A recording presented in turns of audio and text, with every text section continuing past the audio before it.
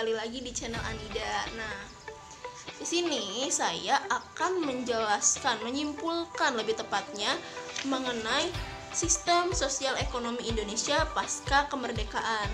Nah, jadi sistem perekonomian bangsa Indonesia pasca kemerdekaan itu sangat buruk, benar-benar buruk.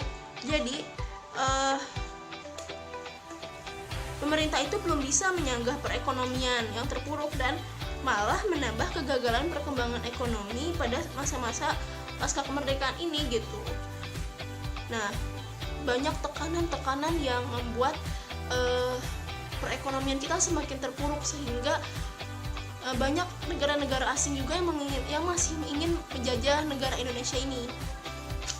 Salah satunya dengan Belanda, yaitu melakukan blokade terhadap Indonesia supaya menekan sistem ekonomi Indonesia itu semakin buruk gitu. Nah, masa pasca kemerdekaan keadaan ekonomi itu sangat buruk ya, tadi yang seperti saya jelaskan. Yang pertama itu penyebabnya adalah inflasi yang sangat tinggi, di mana banyak mata uang yang beredar, tidak hanya mata uang rupiah Indonesia tapi mata uang Jepang, Belanda juga tersebar. Lalu adanya mata uang Nika juga yang beredar di daerah-daerah yang diduduki oleh Nika itu. Lalu adanya blokade ekonomi oleh Belanda ini sejak bulan November untuk menutup pintu perdagangan luar negeri RI, yaitu supaya perekonomian Indonesia sangat buruk, menekan Indonesia. Ada kas negara Indonesia juga kosong. Lalu penyebabnya yang terakhir adalah eksploitasi besar-besaran di masa penjajahan.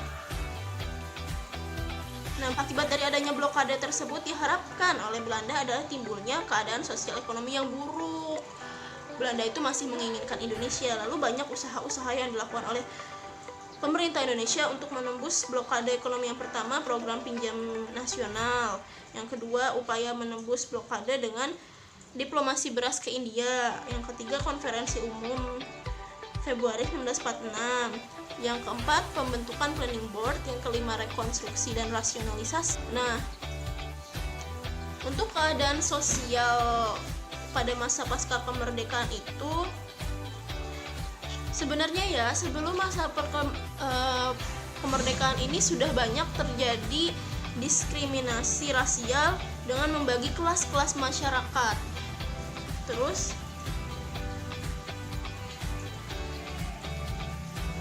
dimana ya warga-warga barat itu yang lebih menguasai Indonesia, sedangkan warga pribumi hanyalah masyarakat yang rendah, yang yang hanya dijadikan budak-budak oleh orang asing, oleh penjajah Indonesia. Dan yang paling penting adalah meningkatnya jumlah penduduk yang sangat tajam. Itu juga salah satu faktor masyarakat, keadaan sosial juga yang terpuruk. Ya, sekian kesimpulan yang bisa saya simpulkan. Terima kasih. Jangan lupa like, subscribe, and comment. Bye.